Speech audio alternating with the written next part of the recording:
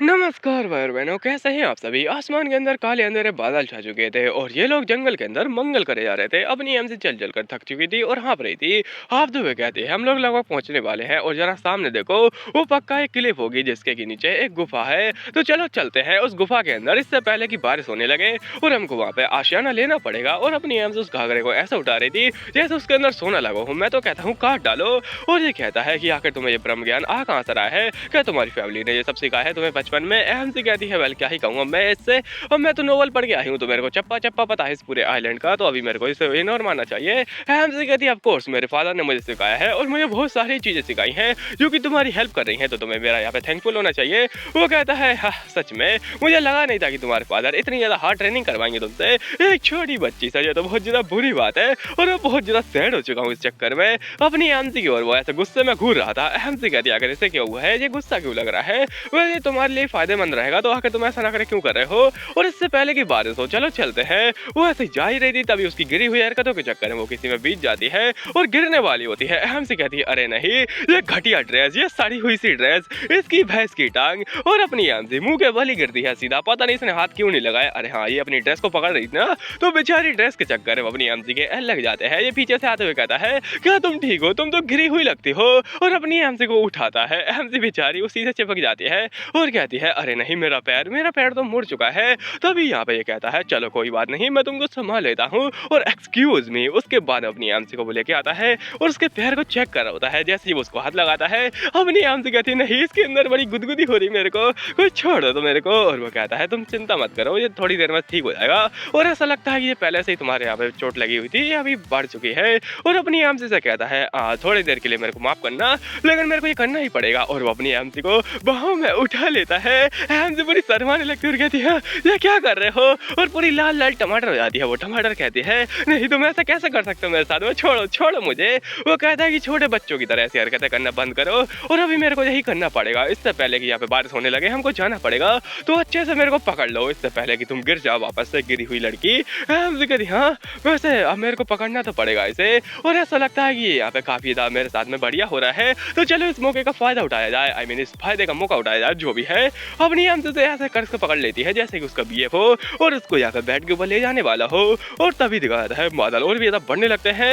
MC कहती है ऐसा लगता है कि बारिश जल्दी होने वाली है। और इनके सामने होता है एक काला कमीना कुत्ता कौआ जो कि इनको देख के खाव खाव करने लगता है। ऐसा लगता है इस कौए को भी एक्सप्लेनर बनना है। अपनी एमसी तभी देखती है इस प्यारे इनुज की ओर जो कि बड़ा ही शांत शांत लग रहा था। एमसी कहती सच में ये मेल लीड बहुत ज्यादा रिलायबल है, मेरा मन तो करता है कि इसी के ऊपर चढ़ी रहूं। लेकिन अपनी एमसी इस मौके का फायदा उठाती है और कहती है थैंक यू तुम्हारा ऐसा करने के लिए, और प्लीज मानो या ना मानो लेकिन मैं बहुत ज्यादा बदल चुकी हूँ, तो क्या तुम मुझे इस तरीके से ट्रीट कर सकते हो जैसे कि मैंने न्यू जन्म लिया है और मैं कुछ और हूँ, जो पहले थी वो मैं नहीं हूँ, तो प्लीज मेरे को माफ करो। वो कहता है क्या बकवास है ये। एमसी भी पूरी ऑकवर्ड से माहौल में फंस जाती है। वो कहता हाँ ये बात तो सही है कि तुम काफी ज्यादा बदल चुकी हो, लेकिन फिर भी तुम्हें क्या लगता है कि तुम यहाँ पे भूल जाओगी उन सारी बातों को और मैं उन्हें भूल कर दूं, मैं माफ कर दूंगा। बिल्कुल भी नहीं, ऐसा कुछ भी नहीं होने वाला है और मैं तुम पर बस थोड़ी दया दिखा रहा हूँ क्योंकि तुम एक लेडी हो और मैं एक जेंटलमैन, तो बस अपना काम कर रहा हूँ मैं। अगर तुम ज्यादा यहाँ पे बकवास करोगी तो मैं तुम्हें समंदर में फेंक दूंगा, समझे क्या। इसके आगे पीछे कुछ भी मत सोचना कि यहाँ पे मैं बस कुछ और कर रहा हूँ तुम्हारे साथ में, ऐसा बिल्कुल भी नहीं है। और तुम सच में बहुत ज्यादा दिमाग खराब कर रही हो मेरा। एमसी बेचारी पूरी तरह से टूट जाती है उसकी बातों से और कहती नहीं मेरे साथ बहुत ज्यादा अन्याय हो रहा है, पर तभी इसके साथ में कोई और कर जाता है अन्याय। बहुत जोर की चीख आती है। एमसी कहती हाँ ये चीख तो इधर से भी आ रही है उधर से भी आ रही है, आखिर कौन है यहाँ पे, तो ऐसा लगता है बहुत सारे ही लोग हैं। और तभी यहाँ पे अपनी एमसी ध्यान देती है कि सन तो अभी डूबा ही नहीं है, तो आखिर ये लोग आ तो कहाँ से रहे हैं। तभी कोई आता है और अपनी एमसी को घेर लेता है चारों ओर से।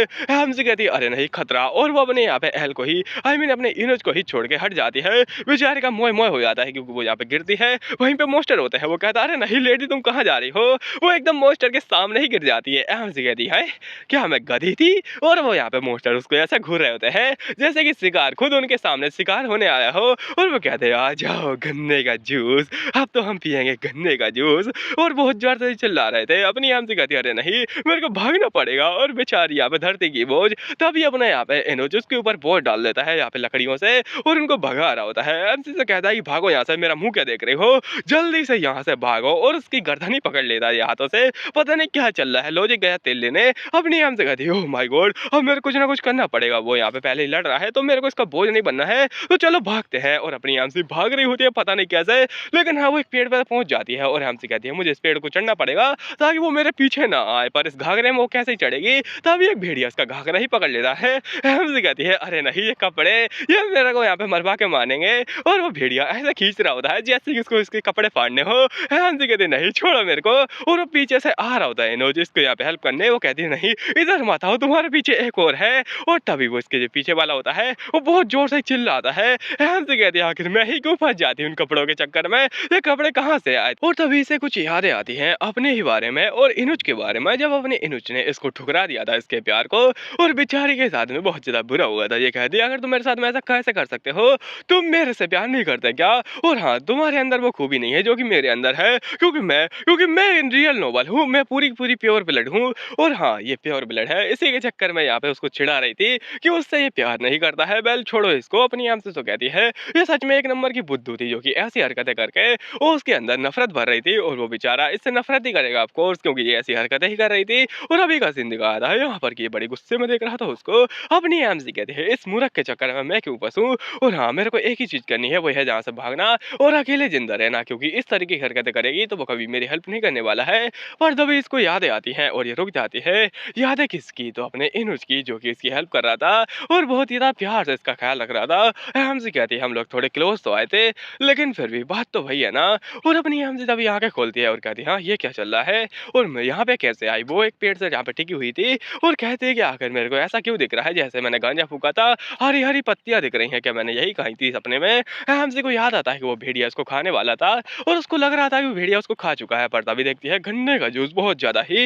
एमसी कहती है इतना सारा गन्ने का जूस, अरे नहीं, तभी उसका ध्यान जाता है कि यहाँ पे बहुत सारे भेड़िया यहाँ पे पड़े हुए हैं, ये लोग परलोक सिधार चुके थे। एमसी कहती है हाँ ये तो सारे के सारे परलोक सिधार गए, और आखिर चल क्या रहा है, इनुज कहाँ पे है, और इनुज इसके सामने खड़ा होता है। एमसी कहती है क्या ये ठीक है, और मेरे को याद आया, हाँ मेरे को याद आया एक और बात कि जैसे ये ब्लड देखता है ये पूरा पागल हो जाता है। एमसी उसके हाथों में ब्लड देखती है। एमसी कहती हाँ अब मेरे को याद आया, जब ये यहाँ पे बैटल फील्ड के अंदर ब्लड देखता था तो एकदम पागल हो जाता था, ये बर्सक हो जाता था और अपने ही कपड़े फाड़कर अपने को चोट पहुंचाने लगता था, क्योंकि इसके आसपास तो कोई रहता नहीं था, तो ये अपने आप को मारता था, क्योंकि दूसरे लोग थे वो ऑलरेडी मर चुके थे, और ये बड़े गुस्से में रहता था अगर यहाँ पे ऐसे गुस्सा करेगा तो ये मेरे को भी मार डालेगा, तो मेरे को कुछ ना कुछ करना पड़ेगा। और वो तभी यहाँ पे थोड़ा पीछे मुड़ने वाला था। हमसे कहती है I am so sorry my Lord, और बड़ी जोर की मारती है। सोचो जरा ये अपने होश में था और अपनी हमसे ने से मार दिया, ये तो उसको छोड़ेगा ही नहीं। और अपनी हमसे कहती है वेल माय लॉर्ड मुझे माफ करना, लेकिन अगर आप बजर्क हो जाते तो आप मेरे को ही मार डालते, हम लोग दोनों के दोनों मार जाते, तो यहाँ पे कोई फायदा नहीं था, इसलिए मैंने आपको मारा और आप यहाँ पे बेहोश हो चुके हैं, तो प्लीज मेरे को माफ करना। अभी दिखा था कहीं और पर उस गुफा के अंदर, यहाँ पे की अपनी एमसी इसको उठा के लेके आई थी, और कहती सच में मैं अगर इसको उठा के कैसे ही ले गई, मेरे को विश्वास ही नहीं हो रहा है कि ये मैं इसको उठा के लेके आई हूँ, इस यहाँ पे 70 केजी के इंसान को, मेरा तो यहाँ पे हाथ पैर टूट रहे हैं, अब मुझे क्या करना चाहिए, हाय राम। और बेचारे के पेट में से गुड़गुड़ की आवाज आने लगती है, वो कहती है चलो इसको रखना पड़ेगा, पर तभी वो देखती है कि ये होश में आ रहा है। हमसे कहती है अरे नहीं, इससे पहले कि ये होश में आए मुझे कुछ ना कुछ करना पड़ेगा, और इसके बोन तो कुछ ज्यादा ही बढ़ते जा रहे हैं, और उसके बोन ऐसे बढ़ रहे थे जैसे कि यहाँ पे गन्ने का जूस हो। हमसे कहती सच में अगर इसका ज्यादा ब्लड लॉस हुआ तो ये मारा जाएगा, तो मुझे कुछ ना कुछ करना पड़ेगा। वो अपने यहाँ पे बड़े से स्कर्ट को फाड़ती है और उसके अंदर यहाँ पे मलम पट्टी करने लगती है। वेल अपनी हमसे की स्कर्ट कुछ तो काम आई, वो उसको प्रे करने के लिए भी रख देती है, कुछ तो काम करेगा।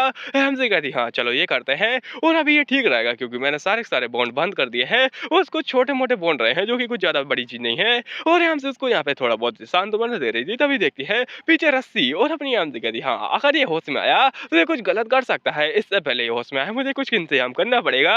और अगर ऐसी बात है तो उसके बाद में दिखाया था बारिश हो जाती है बंद, और एकदम सुबह का टाइम होता है। एमसी यहाँ पे अपने कोकोनट के अंदर बॉटल सेव करके रखी होती है, और वो लेके आ रही थी, ये कहता हाँ क्या चल रहा है यहाँ पर, और मैं कहाँ पर हूँ। और तभी सामने देखता है कि उसकी हाथ तो बन चुके हैं। वो कहता है कौन है जिसने कि मेरे को बांधा है, उसके पैर भी बन चुके थे। वो कहता है क्या चल रहा है आखिरकार यहाँ पे। और तभी देखता है कि अपनी एमसी वहां से आ रही है। वो कहती है ओहो तुम जाग चुके हो, काफी ये तो अच्छी बात है और तुम्हें ये पी लेना चाहिए। वो कहता है आखिर क्या तुमने मेरे को बांधा है, तुम ये क्या कर रही हो।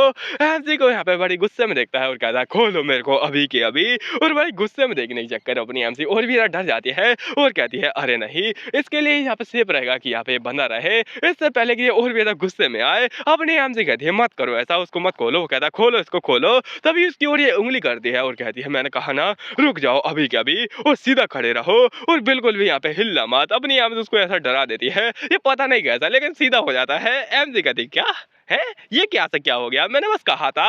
और ये भी पूरा ऑकवर्ड माहौल में फंस जाता है क्योंकि ऑब्वियसली वो बजर थोड़ी ना हुआ था, वो तो नॉर्मल ही था, तो वो उसकी बात मान ली थी अपनी एमसी की। और वो कहता है क्या करे हो आखिरकार, और एमसी पूरी कंफ्यूज हो जाती है कि ये ऐसे यहाँ पे शांत कैसे हो गया। बोलो उसके बाद में एमसी कहती है चलो ये तो अच्छी बात है, और वो बड़े गुस्से में बोलता है कि आखिर तुम ये सब क्या कर रही हो, और वो अपने आप को पता नहीं क्यों लेकिन हिला नहीं पा रहा था। वो कहता है क्या चल रहा है, मैं हिला क्यों नहीं पा रहा हूँ। और तभी अपनी एमसी उसके पास आती है, उसके सिर पे हाथ रखती है और कहते हैं कि तुम चिंता मत करो, तुम्हें बहुत ज्यादा चोट लगी है, अगर तुम ज्यादा मटकोगे तो तुम्हारे घाव खुल जाएंगे और तुम वहां पे बेहोश हो सकते हो या फिर मर भी सकते हो, इसलिए बस शांति से यहाँ पे शांति से बैठे रहो और एकदम शांत हो जाओ। अपनी एमसी बड़ी प्यारी लग रही थी इसको, लेकिन पता नहीं कौन सा जादू उसके ऊपर हो चुका था क्योंकि ये लड़की के चक्कर में एकदम शांत हो जाता है और वहीं पर बेहोशी हो जाता है। एमसी कहती है ये क्या से क्या हो गया, और ये तो सो भी गया, तो चलो अब मेरे को यहाँ पे इसके लिए दवाई लेके आनी पड़ेगी। और वो तो अच्छी बात है कि ये सो चुका है, नहीं तो फिर मैं तो मारी जाती और एकदम गन्ने का जूस ही बन जाता मेरा। वेल अभी मेरे को क्या करना चाहिए, इससे पहले कि ये वापस से होश में आए मेरे को यहाँ पे उसको शांत करना पड़ेगा।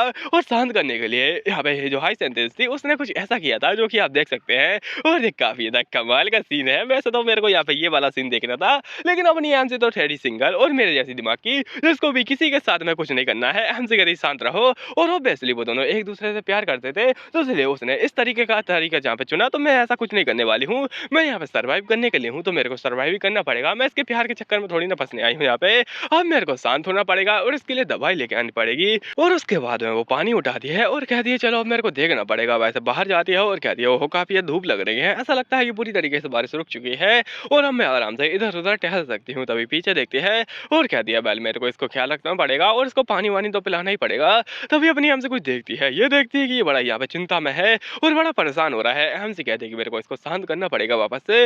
उसको पानी पिलाती है और कहती है कि सच में ये थोड़ा बहुत यहाँ पे मान तो रहा है मेरी बातों को, लेकिन उसे यहाँ पे बांध भी रही होती है, उसके पैर बांध जाती है ये। और उसके बाद वो आराम से पानी पीता है। हमसे कहती है तुम बस यहीं पर रुको, मैं कुछ मेडिसिन वगैरह लेके आई जो कि तुम्हारे वोंड को एकदम ठीक कर देगी। तो वो निकल जाती है वहां से। और ये बेचारा भोला वाला अपनी रस्सियों को देखते हुए कहता है आखिर यहाँ पे कितनी ज्यादा बेवकूफ हो सकती है वो, मेरी रस्सियां तो खुल जाती है, मेरे को जोर की लगी है, मैं कहाँ करूँ कैसे करूँ। अपनी आंसी यहाँ पे भाग जाती है और वो यहाँ पे भागते हुए कहती है अब मेरे को फटाफट से उसके लिए कुछ ढूंढना पड़ेगा। और वो कहाँ मिलेगा, कहाँ मिलेगा, यहाँ मिलेगा। और वो यहाँ पे गन्ने का जूस नहीं होता है ऑब्वियसली, वो कुछ यहाँ पे मेडिसिन वगैरह ढूंढ रही होती है। वो कहती है काफी रहेंगे उसके ब्लड रोकने के लिए और ये वाली हाँ ये ठीक कर देंगी। तभी उसको कुछ आवाज आती है और कहती है अरे नहीं यहाँ पे कुछ हिला है, और रुको जरा कहीं ये कोई मोस्टर तो नहीं, नहीं यहाँ पे तो बहुत ज्यादा धूप है तो ये कोई मोस्टर तो नहीं हो सकता है, तो कहीं ऐसा तो नहीं कि ये कोई इंसान है, तो आखिर कौन हो सकता है। एमसी कहती है नहीं जो भी हो मेरे को यहाँ से भागना पड़ेगा क्योंकि वो मेरे लिए खतरनाक रहेगा। और अपनी एमसी भाग रही होती है भाग रही होती है, पर यहाँ पे उसका मोह मोह हो जाता है, उसके सामने आता है कोई और जिसके यहाँ पे कानों में कुछ कमाल की चीज लगी होती है। वेल ये कुछ जाना पहचाना नहीं लग रहा क्या, ये होता है अपना काइडन। और कहता है ओहो गन्ने का जूस क्या चल रहा है यहाँ पे। हैंसी कहती है ये मेरे सामने क्या कर रहा है, ये काइडन कैसे हो सकता है। और हैंस उसको देख के पहचानने लगती है कि उसकी लाल आंखें ऊपर से इतना ज्यादा हैंडसम चेहरा और इतने सुंदर सुंदर यहाँ पे गोजो जैसे बाल, ये तो पक्का ही काइडन है। उसको देखकर ये पहचान जाती है कि बारे में, और वो कहता है तुम्हें गन्ने का जूस पीना है क्या। हैंसी पास से भागती है और कहती है अरे नहीं ये मेरा दुश्मन है और ये मेरे को मार सकता है, भागो। और भागना पड़ेगा। वो कहता है हे लेडी कहाँ जा रही हो आखिरकार तुम। हैंसी बताते कि यहाँ पे जितने भी लोग हैं वो मेरे से नफरत करते हैं। पहले तो ये प्रिंस जो कि मेरे से बहुत ज्यादा नफरत करता है, ये मेरी जान आराम से निकाल लेगा। और दूसरा ये सबसे ज्यादा खतरनाक है मेरे लिए क्योंकि ये ऐसा नहीं निकालेगा यहाँ पे टाइम वेस्ट करेगा, ये सीधा निकाल ही लेगा मेरी जान, क्योंकि इसी ने मेरे को मारा था एंड में और इसी के हाथों तो मैं मरी थी। और ये बड़ा ही खतरनाक लग रहा था उस टाइम पे। वेल अभी यहाँ पे दिखाता है अपनी एमसी भागते हैं और बताते इसके बारे में कि इसका नाम है काइडन रोहाड़। और इसकी जो रोहाड़ फैमिली है वो काफी ज्यादा बड़ी फैमिली है, लेकिन इसका बचपन बहुत ज्यादा बुरा था। इसको दरअसल जो टेंपल था ना उसने किडनैप कर लिया था एक्सपेरिमेंट करने के लिए, तो उसके ऊपर भांति भांति प्रकार के एक्सपेरिमेंट हुए जिसके के अंदर यहाँ पे इसकी जो फैमिली थी रोहाड़ फैमिली उसने भी साथ निभाया। और इनके अंदर एक सीक्रेट एग्रीमेंट हो गया कि जो सारे के सारे यहाँ पे सबूत वगैरह है एक्सपेरिमेंट के वो सारे मिटा दिए जाएंगे, और यहाँ पे जितने भी सबूत वगैरह थे वो सब मिटा दिए गए और ये अकेला छूट गया। इसकी बातों पर किसी ने बिलीव ही नहीं किया कि इनकी फैमिली बहुत ज्यादा कमीने है और जो टेंपल है वो भी बहुत ज्यादा यहाँ पे गिरा हुआ है। तो यहाँ पे ये बहुत ज्यादा नफरत करता है अपनी फैमिली से और उस टेंपल से, तो ये पूरी एकदम जी तोड़ मेहनत करता है उन दोनों को नेस्तनाबूद करने के लिए। और वो इंसान जो कि यहाँ पे इसको स्पॉन्सर करता है वो उसकी फैमिली है। अपनी एमसी कहती है कि अपनी फैमिली को यहाँ पे तबाह कर रहा है और ऊपर से उनके सारे सारे काले कारनामों को सामने ला रहा है। वेल अभी मेरे को भागना पड़ेगा, इसलिए नहीं कि मैंने यहाँ पे कोई काला कारनामा किया है, बल्कि मैंने यहाँ पे कुछ ऐसा किया है जिसके चक्कर में मेरे को पकड़ सकता है। एमसी बताती कि मैं दरअसल कुछ यहाँ पे लव पोषण के लिए गई थी इसकी फैमिली के अंदर और यहाँ पे बहुत जल्दी मैंने बातें की थी, ऐसा लगता है ये लव पोषण के चक्कर में मरने वाली है। वेल ये चाइनीज माल यहाँ पे इसको मरने वाला है, खैर इसको छोड़ो, ये चाइनीज़ माल के चक्कर में तो मरेगी नहीं। हमसे कहती है नहीं कोई मेरे को बचाओ, तभी वो उसका हाथ पकड़ लेता है और कहता है लेडी क्या तुम बेवकूफ़ हो?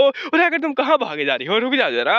अपनी हमसे एकदम गिर जाती है और वो कहती है अरे नहीं, ये यहाँ पे स्कर्ट मेरे को मरवा के मानेगी, और वो स्कर्ट के चक्कर में वापस से गिर जाती है और उसी के साथ में ही ये भी गिर जाता है और काइडन उसके ऊपर बड़ा ही ऑकवर्ड माहौल में हमसे कहती है ये कहाँ से आ गया? और वो उसको बड़ी गुस्से में देख रहा होता है और कहता है लेडी तुम तो बड़ी बेवकूफ़ हो।